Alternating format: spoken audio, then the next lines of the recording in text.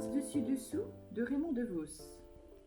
Actuellement, mon immeuble est sens dessus-dessous. Tous les locataires du dessous voudraient habiter au-dessus.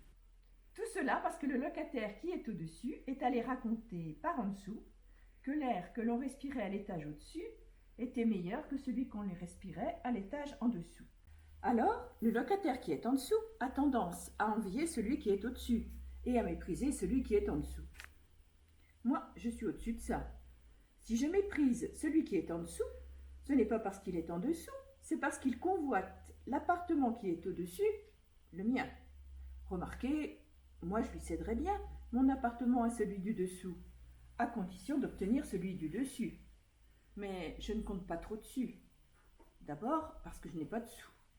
Ensuite, au-dessus de celui qui est au-dessus, il n'y a plus d'appartement. Alors, le locataire du dessous, qui monterait au-dessus, obligerait celui du dessus à descendre en dessous.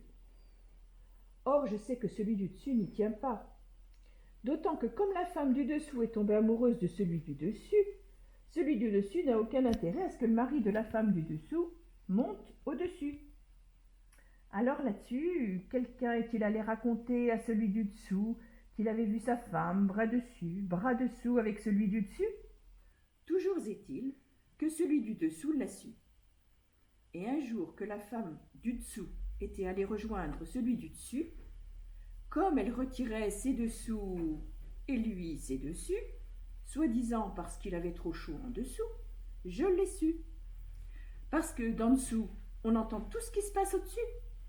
Bref, celui du dessous leur est tombé dessus. Comme ils étaient tous les deux sous, ils se sont tapés dessus.